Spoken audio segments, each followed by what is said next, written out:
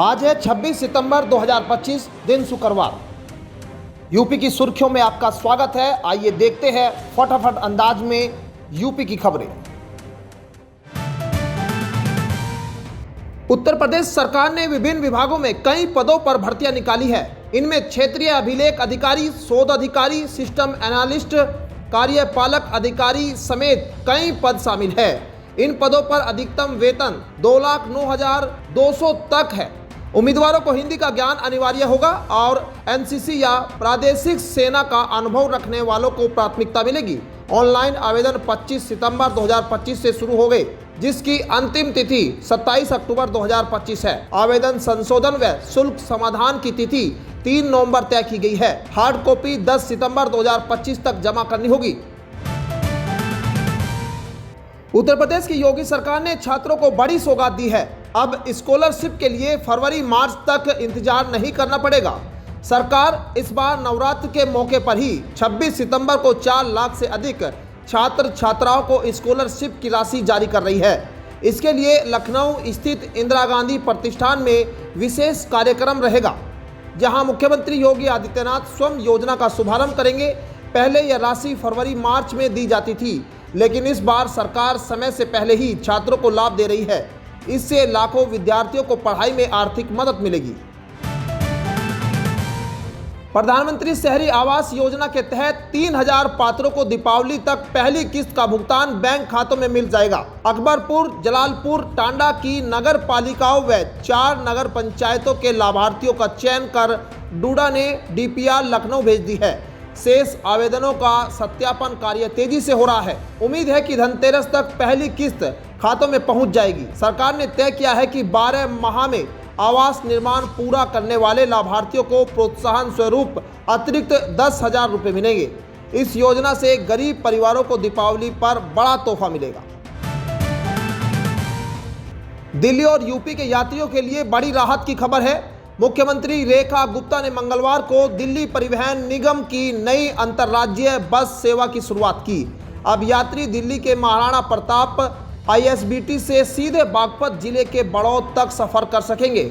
69 kilometre लंबे इस root पर भगवा रंग की आधुनिक इलेक्ट्रिक एसी बसें चलेगी। एक तरफा किराया 125 रुपये और न्यूनतम 32 रुपये रखा गया है। बसें सुबह शाम 2 शिफ्ट में चलेगी। साथ ही डीटीसी की 300 बसों में डिजिटल व ई टिकटिंग सिस्टम भी लॉन्च हुआ, जिससे यात्री यूपीआई व कार्ड से भुगतान कर सकेंगे।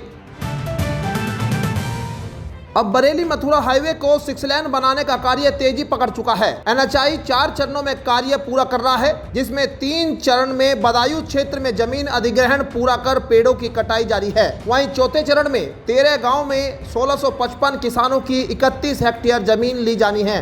कुल 58 करोड़ रुपए मुआवजे में से 40% किसानों को राशि मिल चुकी है। किसानों के विरोध के बाद अब धन सीधे खातों में पहुंच रहा है। इस प्रोजेक्ट से 9300 पेड़ काटे जाएंगे, जिनके बदले चंदनपुर में 10 गुना अधिक पौधे लगाए जाएंगे। इससे 2027 तक क्षेत्र को नया विकास मिलेगा। केंद्रीय माध्यमिक शिक्षा बोर्ड ने नई नीति 2020 के तहत शिक्षकों को सशक्त बनाने के लिए बड़ा कदम उठाया है। बोर्ड ने 14 नए कैपेसिटी बिल्डिंग प्रोग्राम्स लॉन्च किए हैं, जिनका उद्देश्य शिक्षकों को पारंपरिक पढ़ाई से आगे बढ़ाकर नए टूल्स, एक्टिविटीज और आसान तरीकों से बच्चों को पढ़ाने में सक्षम बनाना है। पटना कॉन्फ्रेंस में बताया गया कि इस प्रोग्राम से शिक्षकों को विषय की गहराई समझने और क्लासरूम में बेहतर पढ़ाने में मदद मिलेगी। यह ट्रेनिंग अक्टूबर 2025 से सीबीएसई के सेंटर ऑफ एक्सीलेंस के जरिए त्रिवेणी पहल के अंतर्गत शुरू होगी। सपा अध्यक्ष अखिलेश यादव ने कहा कि जाति हमारा इमोशनल कनेक्ट है और पिछड़ों को जाति के आधार पर ही आरक्षण मिलता है। मंडल कमीशन की प्रस्तावना में यह साफ है कि हम जाति के आधार पर पिछड़े हैं। लखनऊ स्थित सपा कार्यालय में मीडिया से बातचीत में उन्होंने कहा कि भाजपा पीडीए की एकता से घबराई हुई है। उन्होंने योगी सरकार के उस आदेश पर भी सवाल उठाया जिसमें एफआईआर या वारंट पर जाति न लिखने की बात कही गई। अखिलेश ने कहा कि पीडीए को अब समाजवादी पार्टी पर भरोसा है। उत्तर प्रदेश के बहराइच जिले के पयागपुर क्षेत्र में पाटीहाट चौराहे पर संचालित अवैध मदरसे में एसडीएम अश्वनी पांडे ने छापा मारा है। इस दौरान मदरसा संचालकों ने टीम को रोकने की कोशिश की, लेकिन प्रशासन की सख्ती पर पीछे हट गए। छापेमारी में 9 से 14 वर्ष तक की 40 बच्चियां मिली, जिनमें श्रावस्ती और गोंडा की बच्चियां भी शामिल थी। संचालन ने बच्चियों को बाथरूम में छिपाने की कोशिश की। पंजीकरण संबंधित कागजात प्रस्तुत न करने पर रिपोर्ट अल्पसंख्यक कल्याण विभाग को भेजी गई। पुलिस ने बच्चियों के नाम पते नोट कर संचालन के सुपुर्द कर दिया है। इलाहाबाद हाईकोर्ट ने समाजवादी पार्टी के पूर्व विधायक इरफान सोलंकी को बड़ी राहत दी है। कोर्ट ने गुरुवार को गैंगस्टर एक्ट के तहत दर्ज मामले में उनकी जमानत याचिका मंजूर कर ली। जस्टिस समीर जैन की सिंगल बेंच ने फैसला सुनाते हुए उनके भाई रिजवान और इजराइल ओटोवाला को भी जमानत दी है। इरफान सोलंकी पिछले 24 महीने से महाराजगंज जेल में बंद थे। उन पर कानपुर नगर के जाजमऊ थाने में गैंगस्टर एक्ट के तहत मुकदमा दर्ज था। इरफान की सजा होने के बाद उनकी विधानसभा सीट खाली हो गई थी। अब उनकी पत्नी उपचुनाव में विधायक चुनी गई। समाजवादी पार्टी के अध्यक्ष अखिलेश यादव ने प्रेस वार्ता में केंद्र और प्रदेश की भाजपा सरकार पर निशाना साधते हुए किसानों के मुद्दे को उठाया। उन्होंने आरोप लगाया कि भाजपा किसानों की जमीन जबरन छीन रही है। अखिलेश ने वादा किया कि सपा सरकार बनने पर प्रभावित किसानों को मुआवजा मिलेगा। साथ ही महंगाई रोकने के लिए दाम बांधी नीति लागू की जाएगी, जिससे जरूरी वस्तुओं की कीमतों पर नियंत्रण रहेगा। अखिलेश ने एनटीपीसी प्लाटों के आवासीय क्षेत्र में लगाए जाने पर भी चिंता जताई और आधुनिक नियंत्रण की मांग की। उन्होंने कहा, सपा सरकार आने पर लखनऊ नोएडा एक्सप्रेसवे केवल 5 घंटे में पूरा होगा। शामली जिले के कांदला कस्बे में एक कलयुगी बेटे द्वारा अपनी 90 वर्षीय बुजुर्ग मां को घर से निकालने और मकान पर कब्जा जमाने का मामला सामने आया है। बुजुर्ग महिला श्रीकन ने कलेक्ट्रेट पहुंचकर अपर जिलाधिकारी को शिकायत पत्र सौंपा। उनका आरोप है कि पति द्वारा खरीदे गए प्लाट पर दबंग पुत्र हासिम ने फर्जी दस्तावेज तैयार कर कब्जा कर लिया है और उन्हें घर से बेघर कर दिया। महिला का कहना है कि उक्त मकान पर उसके अन्य पुत्रों का भी बराबर अधिकार है, लेकिन आरोपी बेटा मारपीट और जान से मारने की धमकी देता है। पीड़िता ने न्याय की गुहार लगाई है।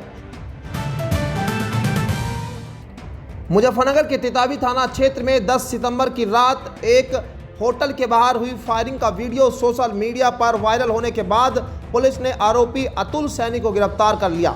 बताया गया है कि होटल कर्मियों द्वारा खाना न देने पर नाराज होकर अतुल ने पिता मां के नाम दर्ज 3 लाइसेंसी हथियारों से ताबड़तोड़ फायरिंग की थी। सीसीटीवी में घटना कैद होने पर मामला चर्चा में आया। पुलिस ने उसके पास से लाइसेंसी राइफल, पिस्टल, रिवॉल्वर और करीब 130 कारतूस बरामद किए। एसपी ग्रामीण ने बताया कि मामले की विस्तृत जांच कर आरोपी को जेल भेजा जा रहा है। मुजफ्फरनगर के स्वामी यशवीर जी महाराज ने देश भर में छाए आई लव पैगंबर पोस्टर पर कड़ी निंदा की है और इसे मुस्लिम समुदाय की नीयत बताकर सवाल उठाए हैं। उन्होंने कहा कि ऐसे पोस्टर हिंदुओं को डराने और देश पर कब्जा करने की कोशिश है और लोगों से सड़क पर उतरकर विरोध करने का आह्वान भी कर दिया। नवरात्रि के मद्देनजर उन्होंने लोगों से पूजा सामग्री स्थानीय सनातन धार्मिक दुकानों से ही खरीदने की अपील की और गरबा कार्यक्रमों में लव जिहाद को लेकर भी आपत्तियां जताई। उनके बयानों ने विवाद खड़ा कर दिया और सामाजिक प्रतिक्रिया तेजी से सामने आ रही है। उत्तर प्रदेश के नगीना से सांसद चंद्रशेखर आजाद गुरुवार को मेरठ की चौधरी चरण सिंह जिला कारागार पहुंचे। वे दादरी में गुज्जर महापंचायत के दौरान गिरफ्तार राष्ट्रीय गुज्जर संघर्ष समिति के महासचिव रविंद्र भाटी समेत 22 कार्यकर्ताओं से मिलने गए। जेल में मुलाकात के बाद सांसद ने चेतावनी दी कि अगर 7 दिनों में मुकदमे वापस नहीं लिए गए और कार्यकर्ताओं की रिहाई नहीं हुई तो देशव्यापी आंदोलन होगा। पुलिस ने काफिले को कई जगह रोका और जेल पर भारी सुरक्षा तैनात रही। विवाद 21 सितंबर को दादरी में बिना अनुमति पंचायत और मिहिर भोज की प्रतिमा से गुजर शब्द हटाए जाने से शुरू हुआ था। उत्तर प्रदेश में 26 सितंबर को मौसम पूरी तरह शुष्क रहेगा। मौसम विभाग ने सभी जिलों को ग्रीन जोन में रखा है। यानी किसी भी जिले में बारिश की संभावना नहीं है। हालांकि उमस भरी गर्मी और बढ़ता तापमान लोगों के लिए परेशानी बढ़ा सकता है। पिछले महीने अगस्त में प्रदेश के कई इलाकों में भारी बारिश हुई थी, जिससे बाढ़ की स्थिति बनी थी। इस कारण लोगों को विशेष सावधानी बरतने की सलाह दी गई है। बच्चों, बुजुर्गों और स्वास्थ्य कमजोर लोगों को तेज धूप और उमस से बचने की जरूरत है। तो ये थी आज की 15 फटाफट खबरें। अगर आपको वीडियो पसंद आया तो वीडियो को लाइक, शेयर व कमेंट जरूर करें। धन्यवाद।